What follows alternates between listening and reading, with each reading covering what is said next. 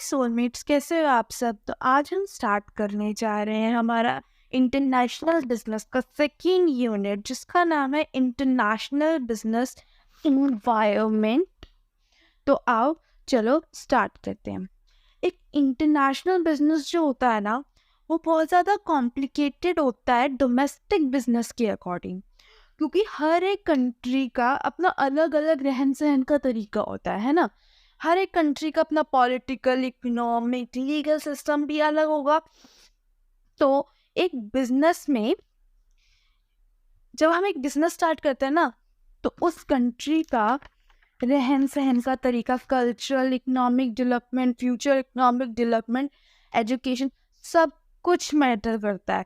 उसी तरह जब आप एक अपना इंटरनेशनल बिजनेस किसी और कंट्री में सेटअप करते हो ना, तो वहाँ का economic development, future economic growth, cultural practices, education, skill level of the population, सब कुछ मैटर करता है। तो आओ हम इसके बारे में और समझते हैं। Concept of environment. अब क्या होता है एनवायरनमेंट? तो अगर हम सिंपल टर्म्स में समझे, और हमारे प्रोफेसर Q.N. स्ट्रैनविक ने बहुत ही अच्छी डेफिनेशन भी दी है। Environment is anything outside an organization which may affect an organization present or future activities। ठीक है, the environment is everything around us that affect us in a same way। वही बात, environment वो है जो हमें एक सेम तरीके से हमें इफेक्ट करता है।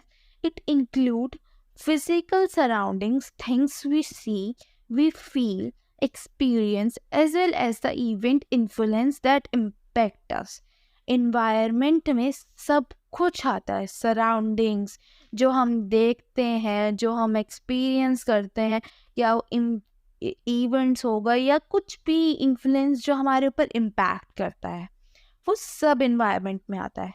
In business the environment refers to the factor outside of a company that can affect its operation and success। but in business अगर हम environment की बात करें, तो कंपनी के जो बाहर का माहौल उसकी सक्सेस को अफेक्ट करता है ना, उससे हम environment बोलते हैं। अब ये इकोनॉमिक कंडीशंस भी हो सकती हैं, गवर्नमेंट रेगुलेशंस भी हो सकते हैं, सोशल ट्रेंड्स भी हो सकते हैं, कल्चर डिफरेंसेस भी हो सकते हैं। तो आओ चलो हम बात करते हैं अब हमारे सबसे पहले टॉपिक की, characteristics of international business environment.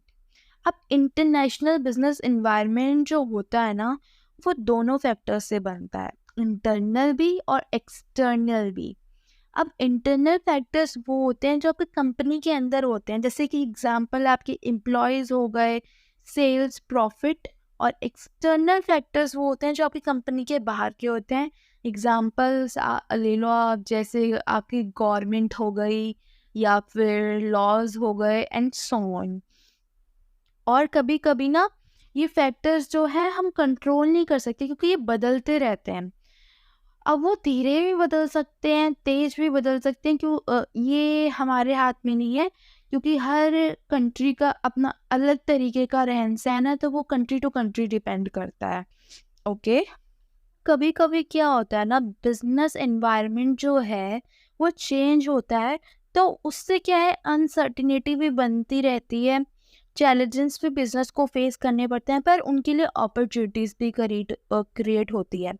Even though we can't predict the future with certainty, international business managers they try to forecast what might happen।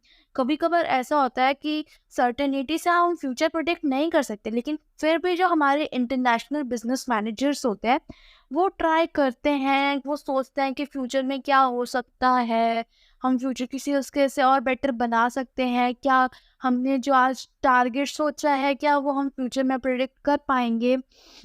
इसलिए मैनेजर्स जो हैं वो स्ट्रैटेजी अप्लाई, मतलब अडॉप्ट करते हैं चेंजिंग एनवायरनमेंट के साथ। मतलब जैसे जैसे एनवायरनमेंट बदलता जाता है, वो अपने प्लान्स भी उसी तरह बदलते रहते हैं।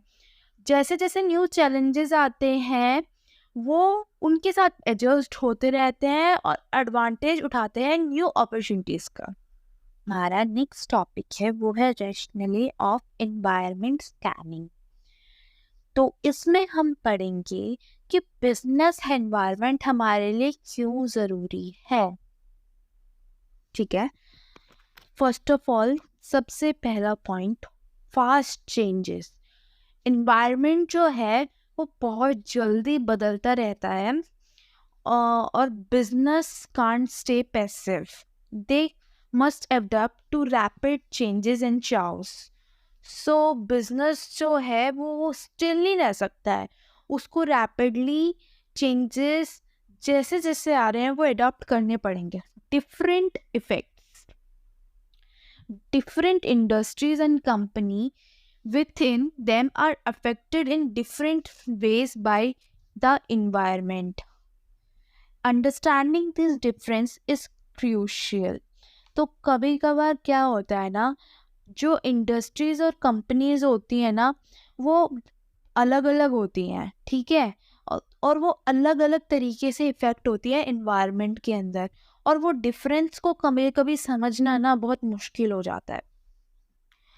More than just customers, marketing isn't just about knowing customer anymore। मतलब अब जो मार्केटिंग है ना वो सिर्फ इसी बात पे नहीं रही है कि हम कस्टमर की क्या नीड है, सिर्फ यही तक सीमित नहीं रही है, कस्टमर को जानने तक सीमित नहीं रही है। अब वो ऑल्सो हो चुकी है कि कॉम्पिटिशन, गवर्नमेंट रूल्स, बिगर सोशल इकोनॉमिक फैक्टर्स के बारे में भी हो चुकी है।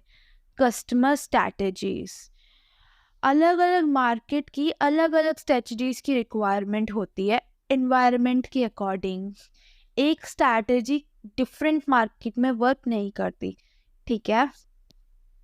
आइडेंटिफाइंग प्रायोरिटीज, बिजनेस को ज़रूरत है आइडेंटिफाई करने की कि उसकी आखिर नीड क्या है उस इन्वायरमेंट में, और उसको उससे कैसे डील करना है। मतलब जिस चीज़ से वो डील कर रहा है, जिस चीज़ पे वो बिजनेस फोकस कर रहा है, क्या उसकी ज़रूरत है उसको, वो चीज़ आइडेंटिफाई करनी है, ठीक है।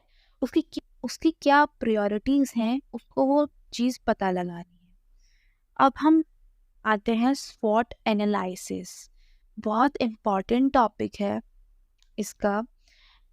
एक स्वॉट एनालाइज बिजनेस के लिए बहुत इम्पॉर्टेंट होता है।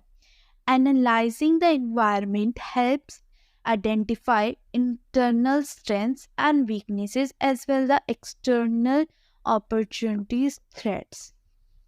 जब आप एनवायरनमेंट को स्टडी करते हो ना तो उससे आपको पता चलता है कि आपकी स्ट्रेंथ क्या है, आपकी वीकनेसेस क्या हैं, आपके पास एक्सटर्नल अपॉर्चुनिटीज़ क्या हैं, या फिर आपका जो कंपटीशन है वो क्या कर रहा है, या आप किस चीज़ पे फोकस करने की ज़रूरत है। एनालाइज जो बिजनेस को गाइड करता है न्यू स्ट्रैटेजीज डिज़ाइन करने में। ओके, अब हम पढ़ने वाले हैं role of political and legal system in international business. इसमें हमारा सबसे पहला पॉइंट है पॉलिटिकल स्टेबिलिटी। तो पॉलिटिकल स्टेबिलिटी क्यों होना ज़रूरी है किसी भी कंट्री में, क्योंकि अगर किसी भी कंट्री की गवर्नमेंट जो है वो स्टेबल रहेगी ना तो बिजनेस ऑपरेट करना बहुत आसान हो जाता है किसी के लिए भी। और जो स्टेबल पॉलिटिकल सिस्टम रहता है ना वो रिस्क रिड्यूस कर देता है सडन चेंजेस का जो बिजनेस को इफेक्ट करते हैं, ठीक है। गवर्नमेंट पॉलिसीज नेक्स्ट पॉइंट है हमारा। तो जो government rules and regulation setup करती है ना तो वो बिजनेस को फॉलो करने ही पड़ते हैं। और जो पॉलिसीज होती है ना गवर्नमेंट की, जैसे कि ट्रेड, टैक्सेशन, इन्वेस्टमेंट, वो कभी कभी बिजनेस को अफेक्ट भी कर जाती हैं। अब जो हमारा नेक्स्ट पॉइंट है वो है लॉज एंड रेगुलेशन। तो हर कंट्री के अपने डिफरेंट लॉज और रेगुलेशंस होते हैं जो गवर्नमेंट ने बनाए होते हैं बिजनेस की एक्टिविटीज़ करने के लिए या किसी भी बिजनेस के लिए। तो बिजनेसेस को ये समझना पड़ेगा कि उनको वो लॉ फॉलो करना पड़ेगा ताकि वो लीगल इश्यूज को अवॉइड कर सके। जो गवर्नमेंट ने उनके लिए लॉ बनाया है, they need to understand that they had to follow that. Okay, risk assessment. अब रिस्क असेसमेंट क्या होता है कि जब एक पॉलिटिकल और लीगल फैक्टर्स हेल्प करते हैं बिजनेस को रिस्क ऑफ ऑपरेटिंग कैसे पार करना है एक पर्टिकुलर कंट्री में, ठीक है। अनस्टेबल पॉलिटिकल सिचुएशन और unfavourable legal environment can increase risk for business. कभी कभी जो अनस्टेबल पॉलिटिकल सिचुएशंस या फिर लीगल एनवायरनमेंट क्रिएट हो जाता है किसी भी कंट्री में, तो वो बिजनेस के लिए रिस्क हो सकता है, ठीक है। Negotiation and diplomacy. Business may need to negotiate with government officials to engage in a diplomatic effects to address regulatory challenge। कभी कभार ना ऐसा हो जाता है कि गवर्नमेंट के साथ ना बिजनेस को नेगोशिएट करना पड़ता है, क्योंकि कुछ डिप्लोमेट इफेक्ट्स ऐसे पड़ जाते हैं जो उनको रेगुलेटरी चैलेंज फेस करने में डिफिकल्टी देते हैं। Building good relationship with government can be helpful for them, और अथॉरिटीज़ जो हैं उनकी और भी ज़्यादा अच्छे से चले, स्मूथली उनका बिजनेस ऑपरेशन हो, तो इसलिए भी ज़रूरी है कि बिजनेस जो है वो गवर्नमेंट के साथ अच्छा रिलेशनशिप बना के रखे। Adaptation and compliance. बिजनेस को ये समझने की ज़रूरत है कि उनको नई स्ट्रैटेजीज ऑपरेशंस अपनाने पड़ेंगे लोकल पॉलिटिकल और लीगल रिक्वायरमेंट्स के अकॉर्डिंग। अगर उनको वो नीड है तो उनको लीगल हायर एक्सपर्ट्स भी करने पड़ेंगे, लीगल एक्सपर्ट्स भी हायर करने पड़ेंगे ताकि वो बिजनेस को एडजस्ट कर सके उनके लोकल लॉ के अकॉर्डिंग। अब हमारा जो नेक्स्ट टॉपिक है वो है कंपोनेंट्स ऑफ कल्चरल एनवायरनमेंट। सबसे पहला पॉइंट है लैंग्वेजेस। अब पीपल एक दूसरे से कैसे कम्युनिकेट करते हैं ये वेरी करता है country to country. Different languages का इफेक्ट बिजनेस पे कैसे हो सकता है, including negotiations, marketing, customer service. अगर हम इसका एग्जांपल समझें तो हम बात करते हैं कोरिया, जापान, चाइना, इन तब सबकी लैंग्वेज अलग है, और पर इन तीनों कंट्री में एक चीज़ कॉमन है, दैट वहाँ पे इंग्लिश बहुत कम अडॉप्ट की गई है। आज भी लोग प्रेफर करते हैं जापान में जापानीज़ में बात करना, कोरिया में कोरियन में बात करना, चाइना में चाइनीज़ में बात करना। तो कभी कभी लैंग्वेज बैरियर बन जाता है उनके लिए। Customs and traditions. Customs are the behaviours and the ritual that are common in society, ठीक है। Traditions are the beliefs and practices pass down from generation to generation. Vary करता है कि ट्रेडिशन के जो बिलीव्स हैं वो कैसे हैं, ठीक है। जो प्रथा कभी कभी चली आ रही है, हो सकता है कि आप उसे ना मानो, हो सकता है आप मानो, तो वो जनरेशन टू जनरेशन वेरी करता है। Understanding and respect these customs and tradition is important in international business to avoid misunderstandings and offense। तो क्या है कि आपको इनकी रिस्पेक्ट्स करनी पड़ेगी, कस्टम और ट्रेडिशंस की, to avoid misunderstandings and offense in international business। Religion. अब रिलीजन जो है एक इम्पॉर्टेंट रोल प्ले करता है एक बिजनेस के अंदर, क्योंकि cultural influence, value, norms and behaviour सबके अलग अलग हो सकते हैं। तो कभी कभी ये आपके वर्क शेड्यूल पे भी इफ़ेक्ट कर सकते हैं, क्योंकि हर रिलीजन के अपने अलग अलग फेस्टिवल्स हैं, त्यौहार हैं, तो हॉलीडेज़ की प्रेफरेंस भी सबकी अलग अलग होएगी। तो ऐसा तो है नहीं कि अगर आज होली है तो आप हिंदुओं को छुट्टी दोगे कल को ईद है तो आप मुस्लिम को छुट्टी नहीं दोगे। हर किसी की अपनी हॉलीडे की प्रेफरेंस अलग है, तो आपको हर किसी के अकॉर्डिंग चलना पड़ेगा। Business need to be aware of religious practices in different countries to ensure they don't inherently offend customers and employees. तो मतलब वही बात है कि आपको हर एक रिलीजन को एक साथ लेके चलना पड़ेगा, ताकि किसी और कंट्री में रह रहे लोगों को आप ऑफेंड ना कर दो, या फिर अपने एम्प्लॉयज़ को भी ऑफेंड ना कर दो, क्योंकि उससे आपके कस्टमर्स और बिजनेस खराब हो सकता है। Social norms. Social norms are the unwritten rules that govern behavior in the society. अब सोशल नॉर्म्स क्या होते हैं? कुछ अनरिटन रूल्स हैं जो गवर्नमेंट ने लिखे तो नहीं होते हैं बिजनेस के लिए, बट वो एक्सेप्ट करती है बिजनेस को कि वो ऐसा बिहेव करे सोसाइटी में। They dictate things like appropriate dresses, manner and in personal transactions. तो गवर्नमेंट एक्सेप्ट करती है कि आप जो है एक वेल बिहेव ड्रेसअप करो, उनके जो लोग हैं उनसे मैनर्स से बात करो, या फिर एक अपनी मैनर्स में रह के अपना बिजनेस करो। अब उन्होंने ये कहीं लिखा तो नहीं है, बट वो ये आपसे एक्सेप्ट करती हैं। और सोशल नॉर्म्स फॉलो करना एक एसेंशियल है, ताकि आप एक ट्रस्ट और सपोर्ट बिल्ड कर सको एक कम्युनिटी में, एक लोकल एरिया में, ताकि आपका इंटरनेशनल बिजनेस जो है वो अच्छे से बना रहे। Cultural symbols. Cultural symbols are the object, gestures और image that carry cultural meaning. मतलब cultural symbols वो होते हैं जो gesture, image कैरी करते हैं, जिससे आप कल्चरल मीनिंग क्या है वो समझ सको। अब वो हो सकता है फ्लैग्स हो सकते हैं, ट्रेडिशनल क्लोथिंग हो सकती है, आइकॉनिक लैंडमार्क्स भी हो सकता है।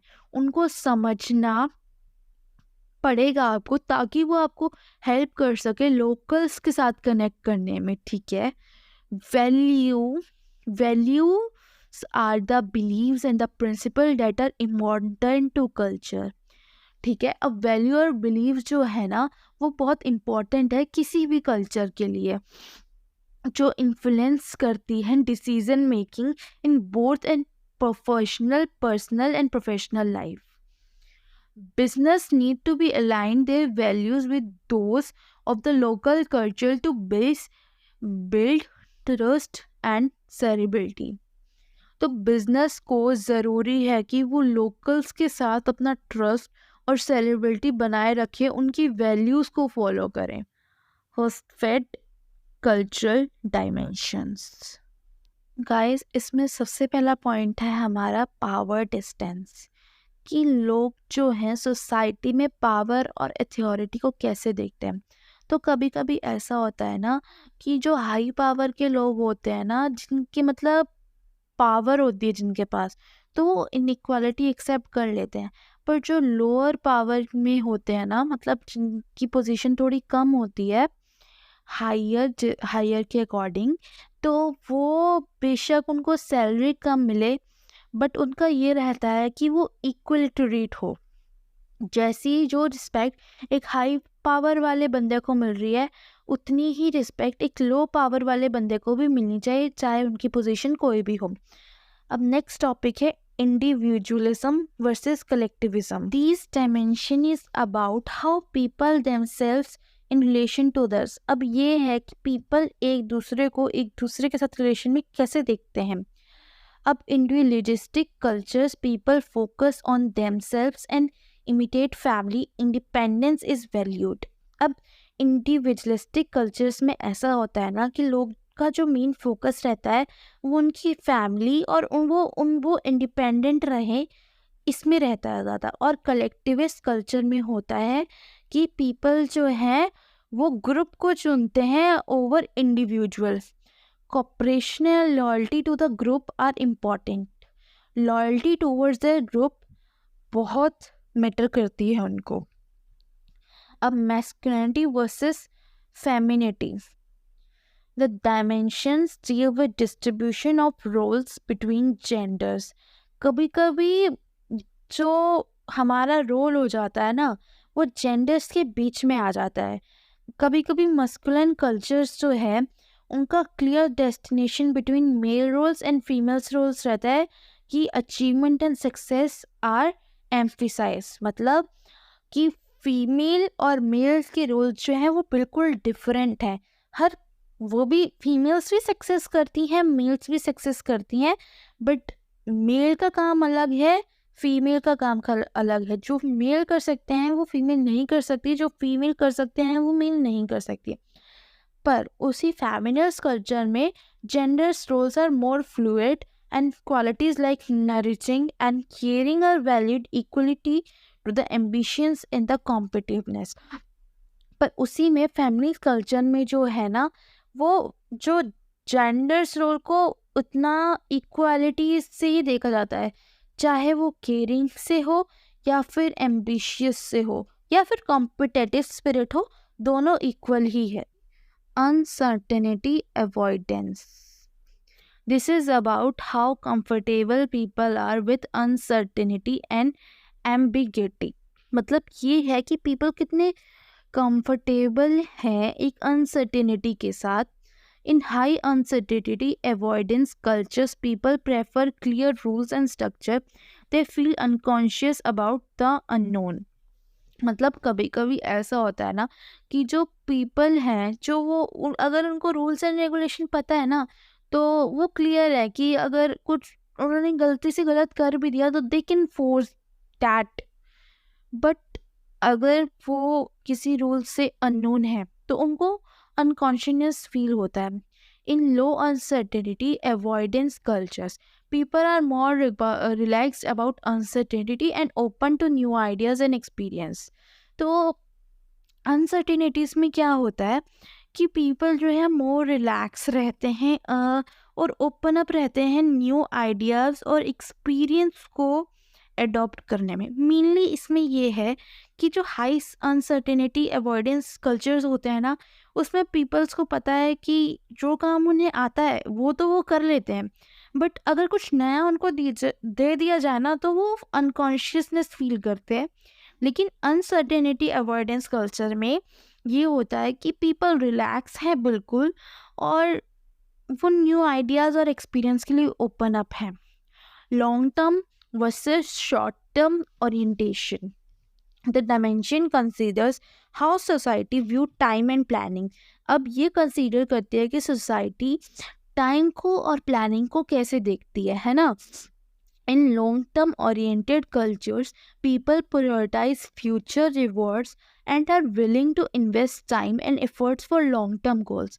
अब लॉन्ग टर्म कल्चर्स में क्या है ना, जो पीपल हैं वो प्रायोरिटाइज करते हैं फ्यूचर को और वो विल कर रहे हैं, मतलब वो चाह रहे हैं अपना टाइम और एफर्ट्स इन्वेस्ट करना लॉन्ग टर्म गोल्स में। पर उसी तरफ शॉर्ट टर्म गोल्स का क्या है, पीपल जो है उनका मोर फोकस जो रहता है वो प्रेजेंट और इमीडिएट रिजल्ट्स में रहता है। They prioritize quick gains over long term planning, मतलब लॉन्ग टर्म प्लानिंग्स में उनका ध्यान नहीं रहता, उनको है कि वो प्रेजेंट में काम करे और इमीडिएट रिजल्ट उनको मिले। अब हमारा जो नेक्स्ट टॉपिक है वो है इकोनॉमिक इन्वायरमेंट। इकोनॉमिक इन्वायरमेंट का जो फोकस है ना वो मनी साइड पर ज़्यादा रहता है। It includes things like people कितना कमा रहे हैं या फिर वो कितना खर्च कर रहे हैं, बिजनेस कैसे चल रहे हैं। तो basically it's all about financial health of a place and how it's affect everything happening there, including business trying to make money. So now we'll study about implications of economic environment for the international business, market opportunities and risk. अब different country जो है ना उनका economic condition अलग अलग है, ठीक है। हर एक कंट्री का अपना एक अलग इकोनॉमिक कंडीशन है, जिसका मतलब ये है कि chances of success and challenges for business can be different, ठीक है। किसी कंट्री में अलग हो सकता है, किसी कंट्री में अलग हो सकता है। Exchange rates and currency changes, जब हम मल्टीपल करेंसीज में डील करते हैं तो changes in value can affect how much money business make और लूज। तो कभी कभी ये बिजनेस में इफेक्ट कर जाता है कि हम कितना पैसा कमा रहे हैं या घटा रहे हैं। Trade rules and taxes, government जो रूल्स और टैक्सेस इंपोर्ट और एक्सपोर्ट्स पे लगाती है वो भी बिजनेस को अफेक्ट कर जाता है कॉस्ट और उनकी प्रॉफिट को लेकर। Competition and globalisation, more business are now going globally. तो कंपटीशन जो है टफ होता जा रहा है, कंपनी को ज़रूरत है कि वो अपने आप को इम्प्रूव करती रहे ताकि वो आगे बढ़ती रहें। गेटिंग सप्लाईज, इकोनॉमिक्स जो है वो डिफरेंट कंट्री में चेंज होते रहते हैं, तो वो इकोनॉमिक चेंजेस होते रहते हैं अलग अलग कंट्री में, तो उनकी अवेलेबिलिटी और कॉस्ट ऑफ मटेरियल पे भी वो इफ़ेक्ट कर सकते हैं। तो उनको कॉस्ट ऑफ मटेरियल पे भी वो इफ़ेक्ट कर सकते हैं, तो उनको और भी ज़्यादा प्रोडक्शन की ज़रूरत है। Investing and making money, growing economics attract investment. अब जैसे जैसे इकोनॉमी बढ़ती जाती है ना तो इन्वेस्टमेंट अट्रैक्ट होती है, अपॉर्चुनिटीज़ भी बनती हैं बिजनेस के लिए, वो अपना बिजनेस एक्सपैंड कर सके और भी पैसा बना सके। Following the rules, government make rules जो बिजनेस ऑपरेट करते हैं, ठीक है। So it's important to know and follow them to avoid problems. तो इसलिए हर एक बिजनेस को जानना ज़रूरी है कि जिस भी कंट्री में वो बिजनेस कर रही है तो उस कंट्री की गवर्नमेंट ने उन बिजनेस को चलाने के लिए क्या रूल्स और रेगुलेशंस बनाए हैं। अंडरस्टैंडिंग कस्टमर्स, पीपल की जो बाइंग हैबिट है ना वो बदलती रहती है जैसे इकोनॉमी हो रही है, सो बिजनेस को एडजस्ट करना पड़ेगा प्रोडक्ट और मार्केटिंग के साथ उसके अकॉर्डिंगली। तो यहीं पे हमारा यूनिट ये ख़त्म होता है। तो अगर आपको ये वीडियो यूज़फुल लगा हो तो please like share and comment करना मत भूलना, और आप ये अपने एनसी वेब और रेगुलर के दोस्तों के साथ भी शेयर कर सकते हो, ये उनके लिए भी बहुत बेनिफिशियल रहेगा। और दूसरी चीज़ ये कि गाइस प्लीज़ कमेंट करके बताओ कि आपको ये वीडियो कैसा लगा, अच्छा लगा तो भी बताओ, और अगर कोई ऐसे सजेशंस हैं जो आप चाहते हो कि मैं सुधारूं तो वो भी कमेंट करके बताओ, मैं उन पे भी वर्क करूंगी। अगर आप बताओगे नहीं तो मैं उस चीज़ पे काम कैसे करूंगी। सो प्लीज़ अपने सजेशंस कमेंट करना मत भूलना। Thank you, bye.